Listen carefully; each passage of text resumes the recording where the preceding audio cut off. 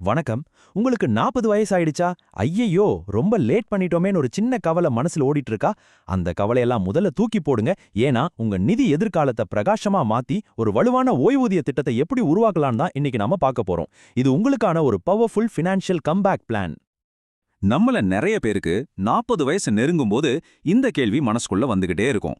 அச்சச்சோ, இன்வெஸ்ட்மெண்ட் ட்ரெயினை மிஸ் பண்ணிட்டோமே, இனிமே ஒன்னும் பண்ண முடியாதா அப்படின்னு ஒரு பயமும் பதட்டமும் வர்றது ரொம்பவே சகஜம்தான். ஆனா உண்மையில அப்படி இல்ல.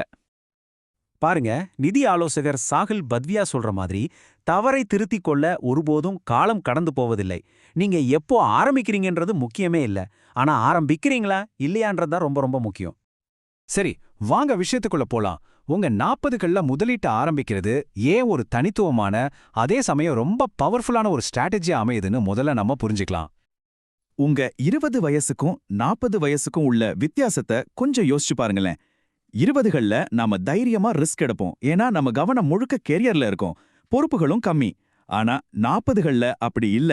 நம்ம ரிஸ்க் ரொம்ப கால்குலேட்டடா இருக்கும், ஏன்னா நமக்கு குடும்பம், கடமைகள்னு நிறைய பொறுப்புகள் இருக்கும். ஆனா இங்க ஒரு முக்கியமான பிளஸ் பாயிண்ட் இருக்கு. அது என்னன்னா, நாம நம்ம கெரியரோட உச்சத்துல இருப்போம், நம்ம வருமானமும் அதிகமா இருக்கும்.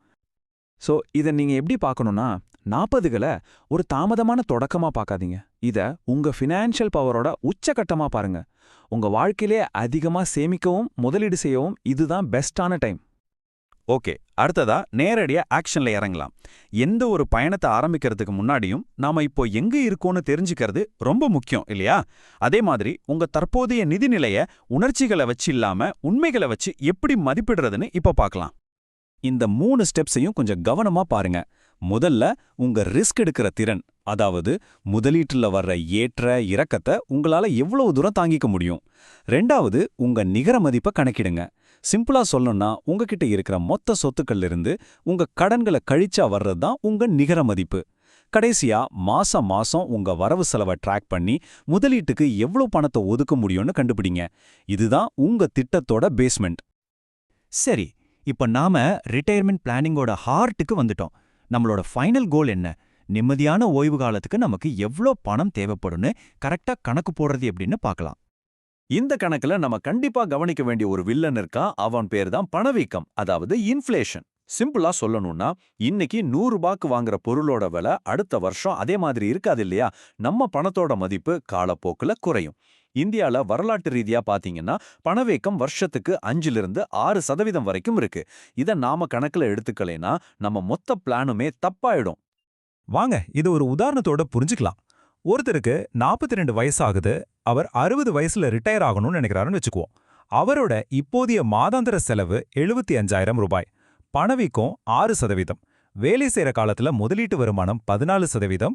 ஓய்வுக்கு அப்புறம் 8% வருமானம் கிடைக்கும்னு நாம ஒரு கணக்கு போடுவோம்.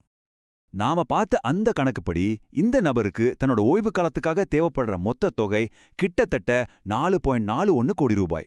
என்னது, 4 கோடியான்னு ஷாக் ஆவாதீங்க. இந்த நம்பர் பார்க்க தான் பெருசா தெரியும், ஆனா சரியான திட்டமிடல் மூலமா இது எப்படி அடையறதுன்னு இப்ப பார்க்கலாம். அந்த 4.41 கோடி ரூபாய்ன்ற பெரிய இலக்கை அடைய நீங்க மாசம் ஒரு எஸ்ஐபி மூலமா முதலீடு செய்ய வேண்டிய தொகை சுமார் 45,750 ரூபாய் தான். எஸ்ஐபினா சிஸ்டமேட்டிக் இன்வெஸ்ட்மெண்ட் பிளான். அதாவது மாசம் ஒரு குறிப்பிட்ட தொகையை மியூச்சுவல் ஃபண்ட்ல முதலீடு பண்றது. இப்போ அந்த பெரிய இலக்கு கொஞ்சம் பக்கத்துல வந்த மாதிரி தெரியுது இல்லையா? இதுதான் முறையான நிதி திட்டமிடுதலோட பவர். சரி, எவ்ளோ முதலீடு செய்யணும்னு தெரிஞ்சிருச்சு. அடுத்த முக்கியமான கேள்வி என்னன்னா, அந்த பணத்தை எங்க எப்படி முதலீடு செய்யறது? உங்க முதலீட்டு வியூகம் ரிட்டையர்மெண்ட்டுக்கு முன்னாடியும் அதுக்கப்புறமும் எப்படி மாறணும்னு இப்ப டீட்டெயிலா பார்க்கலாம். நீங்க வேலை செய்யற வருஷங்கள்ல, அதாவது ரிட்டையர்மெண்ட்டுக்கு முன்னாடி உங்க போர்ட்ஃபோலியோட முக்கிய நோக்கம் வளர்ச்சியா இருக்கணும். அதனால உங்க முதலீட்டுல சுமார் 75% ஈக்விட்டியில இருக்கணும். ஈக்விட்டினா பங்குகள் அல்லது பங்குச்சந்தை சார்ந்த மியூச்சுவல் ஃபண்டுகள். இதுதான் நீண்ட காலத்துல உங்க பணத்தை வேகமா வளர்க்கும். ஆனா நீங்க ரிட்டையர் ஆனதும் கேம் மொத்தமா மாறிடும். பணத்தை வளர்க்கறத விட நாம கஷ்டப்பட்டு சேமிச்ச பணத்தை பாதுகாக்கிறது தான் முக்கியம். அதனால உங்க முதலீட்டுல 60% நிலையான வருமானம் தர்ற ஃபிக்ஸட் டெபாசிட்டுகள், பாண்டுகள் மாதிரியான குறைஞ்ச ரிஸ்க் இருக்கிற இடத்துக்கு மாத்திரணும். பாருங்க, ஒவ்வொரு ஸ்டேஜுக்கும் ஏத்த மாதிரி அலகலக இன்வெஸ்ட்மெண்ட் ஆப்ஷன்ஸ் இருக்கு. ரிட்டையர்மெண்ட்டுக்கு முன்னாடி ஈக்விட்டி மியூச்சுவல் ஃபண்டுகள், பங்குகள் மூலமா உங்க பணத்தை வளர்க்கணும். ரிட்டையர்மெண்ட்டுக்கு அப்புறம் உங்க மாதாந்திர வருமானத்துக்கு ஃபிக்ஸ்ட் டெபாசிட்கள், பாண்டுகள், டெட் ஃபண்டுகள் மாதிரியான பாதுகாப்பான முதலீடுகளை நம்பி இருக்கலாம்.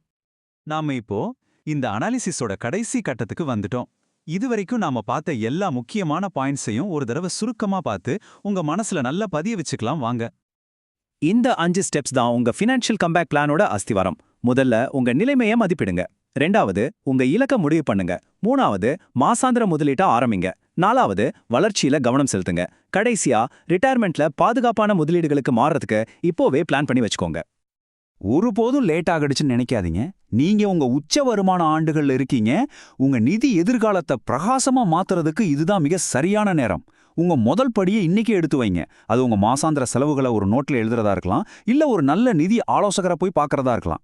எதுவா இருந்தாலும் சரி, தயங்காம ஆரம்பிங்க. உங்க நிதி வெற்றி உங்க கையில தான் இருக்கு.